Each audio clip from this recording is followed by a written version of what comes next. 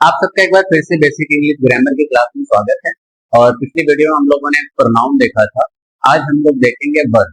Verb किसी भी sentence का सबसे मेन चीज होती है या मेन काम होता है, क्योंकि मेन काम ही हमारा वर्ब दर्शाता है। जैसे कि आप पढ़ रहे हैं या आप वीडियो देख रहे हैं या आप क्लास अटेंड कर रहे हैं, तो वीडियो देखना या पढ़ना ये सब मेन काम है। अगर हम पढ़ना गायब कर दें या देखना गायब कर दें तो सेंटेंस का कोई मायने रह नहीं जाएगा। एग्जाम्पल के तौर पर जैसे आप लिख रहे हैं कि मैं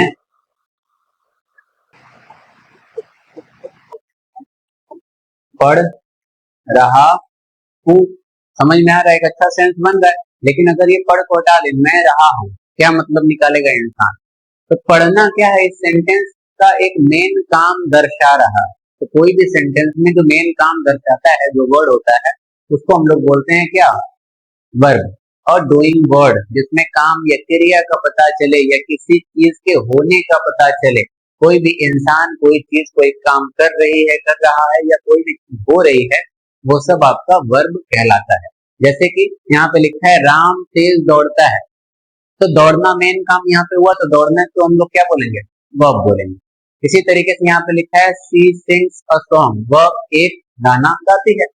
तो गाती है क्या? ये गाती मेन चीज है ना, मेन काम हो रहा है कहने में। तो सिंग्स क्या हो गया? वर्ब हो गया।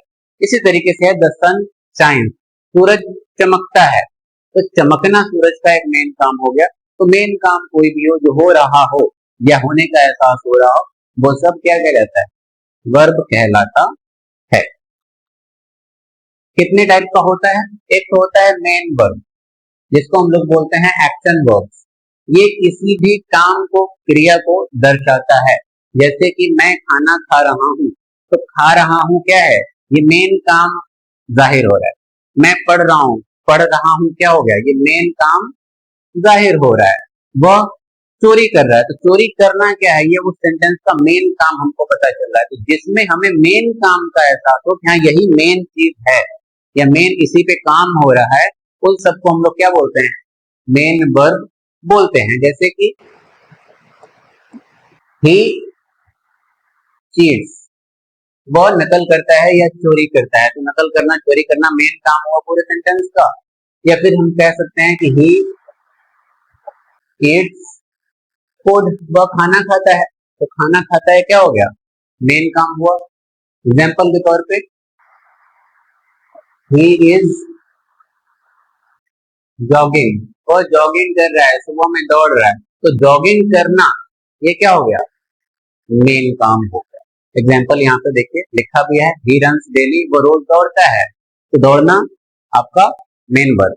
आई ईट राइस, मैं चावल खाता हूँ, खाना क्या हो गया? ये मेन वर्ब हो गया, यानी कि eat. They play cricket, way cricket खेलते हैं, तो खेलना क्या हो गया आपका? मेन वर्ब हो गया। लेकिन मेन वर्ब से सिर्फ सेंटेंस नहीं बनता, मेन वर्ब के अलावा ऑक्सिलरी वर्ब भी होता है, जो सेंटेंस बनने में मदद कर रहा है। उसके बिना हम सेंटेंस की मीनिंग ही नहीं निकाल सकते। एग्जाम्पल के तौर पे अगर अभी आपने जैसे लिखा या हमने जैसे लिखा कि मैं खाना खा रहा,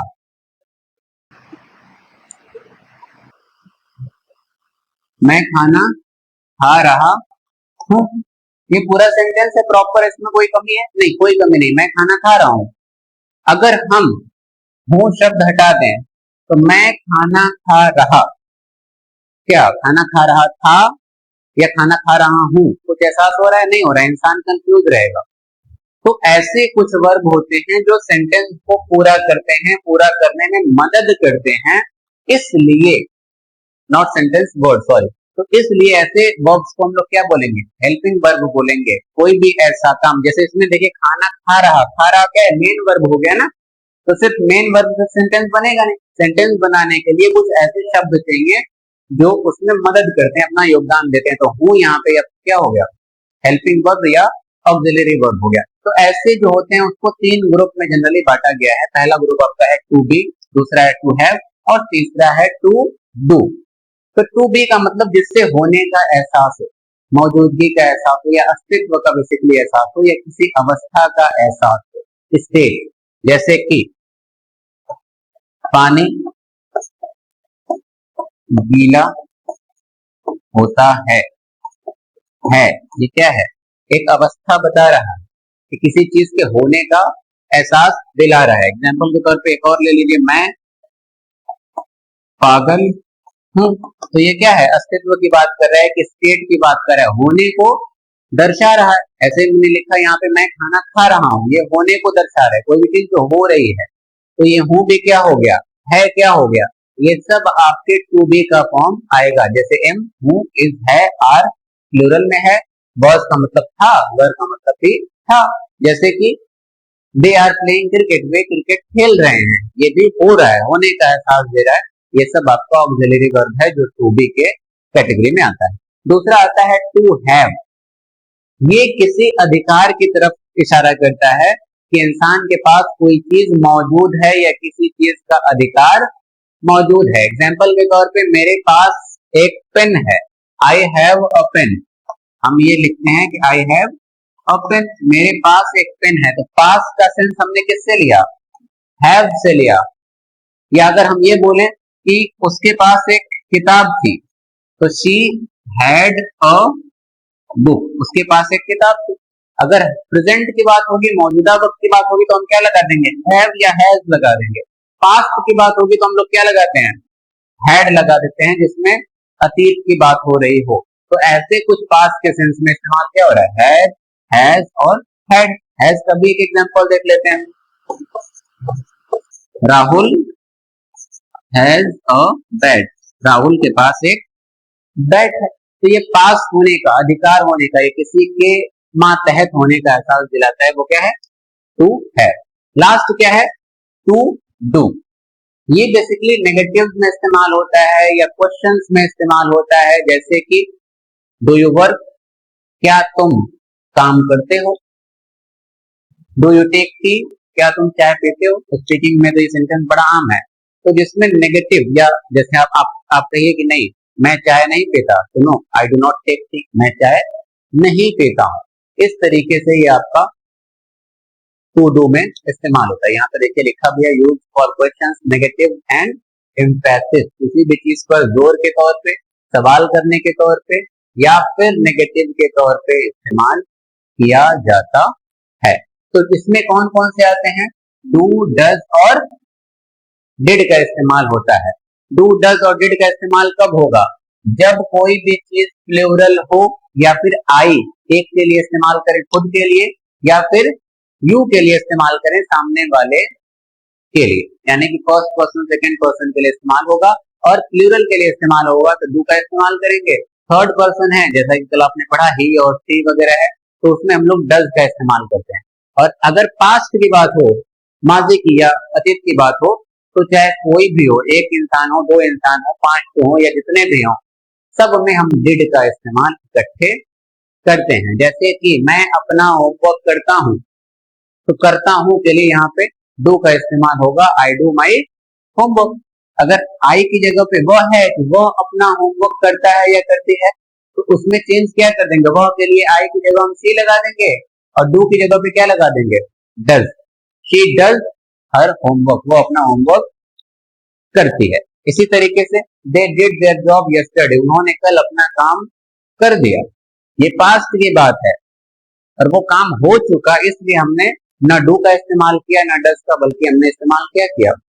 डिड का किया। ऐसे यहाँ पे आई डू नॉट लाइक टी, मुझे चाय पसंद नहीं है, इसमें हमने नॉट के साथ डू का इस्तेमाल किया। अगर आई की जगह पे किसी शी या ही की बात होती तो डू को हम चेंज कर देते और क्या कहते? शी डज नॉट या he does not like T. ऐसे ही सवाल पूछने में, डू यू प्ले क्रिकेट, क्या तुम क्रिकेट खेलते हो? तो हमने डू शब्द का इस्तेमाल करके sentence as it is frame कर दिया, जैसे कि नॉर्मली बनता है। तो डिफरेंस अगर मोटा मोटी देखा जाए मेन वर्ब और हेल्पिंग वर्ब में, तो मेन वर्ब जो मेन काम को दर्शा रहा होता है सेंटेंस में, हेल्पिंग वर्ब क्या है? जो सेंटेंस को पूरा करने में, उस सवाल को पूरा करने में, उस जवाब को पूरा करने में मदद कर रहा होता है। यही सारी चीजें आपने समझी।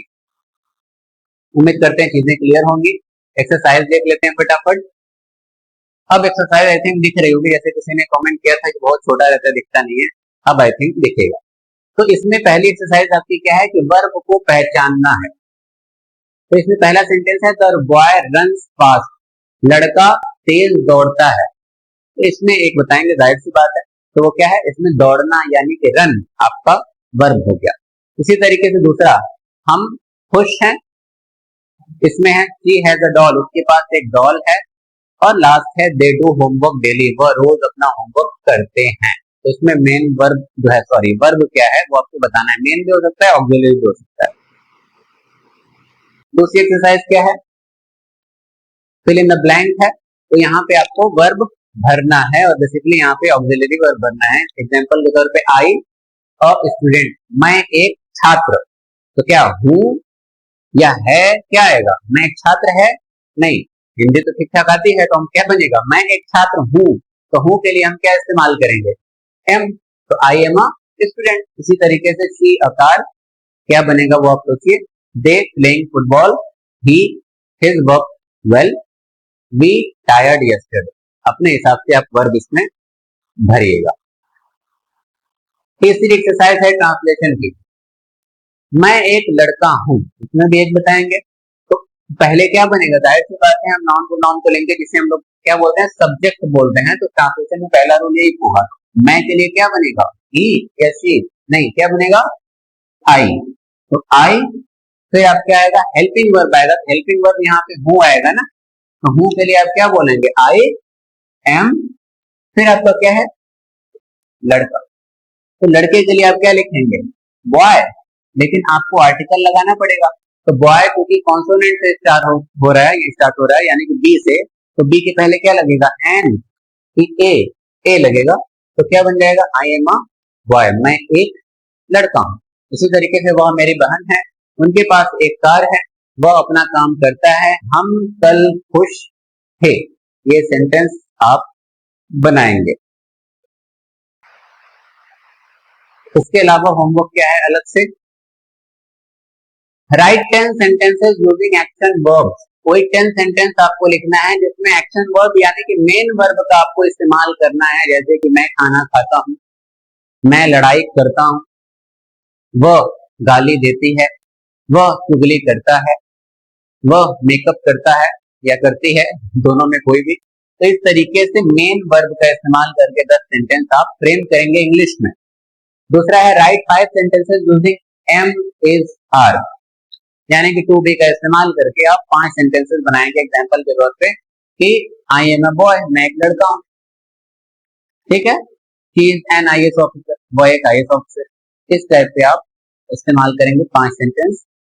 फिर है write 5 sentences using have, has, had, यानी कि अधिकार का इशारा करते हुए 5 सेंटेंस आप बनाएंगे। आई हैव अ स्टाइलस, मेरे पास एक स्टाइलस है। आई हैव अ शर्ट, मेरे पास एक शर्ट है। इस तरीके से 5 सेंटेंस बनाएंगे। चौथा है write 5 sentences using do, does, did, last वाला जो है, इसमें आप कुछ भी सवाल जवाब के तौर पे, इसमें आप घर पे भी प्रैक्टिस कर सकते हैं। जैसे कि आपके घर में जो खाना बनाता होगा आप उनसे पूछिए, डू यू प्रिपेयर फूड, क्या तुम खाना बनाते हो, तो वो जवाब देंगे या नहीं देंगे, नेगेटिव में देंगे, जो भी होगा। इससे आपकी प्रैक्टिस भी हो जाएगी और आपका सवाल जवाब भी हो जाएगा। लास्ट है ट्रांसलेट इनटू इंग्लिश, इन सेंटेंसेस को इंग्लिश में आप ट्रांसलेट करिए। कौन कौन से हैं, मैं खुश हूं, आई एम हैप्पी, मैं खुश हूं, टू बी का एहसास है, होने का एहसास है। इसके अलावा उसके पास एक किताब है, वे कल स्कूल चले गए, वह अपना काम करती है, मैं अपना होमवर्क करता हूं। तो ये प्रैक्टिस करिएगा और प्रैक्टिस करके होमवर्क कॉपी पे करना चाहिए। अगर आप देख के छोड़ रहे होंगे तो सब हो जाएगा 2 दिन बाद, ये गारंटी है मेरी तरफ से। इसलिए आप इसको बैठ के सीरियसली लिखिए, कमेंट सेक्शन में आप टाइप कर सकते हैं, नहीं मन करे तो कॉपी पे लिखिए, कॉपी पे लिख के आप मेरे नंबर पे सेंड कर सकते हैं। मेरा नंबर है 9305775635। कितने लोगों के पास होगा ही मेरा नंबर, तो आप वहां पे लिख के होमवर्क भेज सकते हैं, चेक किया जा सकता है। तो इसमें कोई हेजिटेशन की बात नहीं, कुछ लोग घबराते भी हैं, जिनको मान लीजिए नहीं आता तो सोचते इतना बेसिक सी बात नहीं होता है, कोई बात नहीं, नॉर्मल सी बात है, हर इंसान हर चीज जान जाए जरूरी थोड़ी है। तो इसलिए बिंदास आप इसको सॉल्व कर सकते हैं और सॉल्व करके आप भेजिए। उम्मीद करते हैं आपको चीजें पसंद आई हैं तो शेयर करें, चैनल को सब्सक्राइब करें और वीडियो को लाइक करें। Thank you.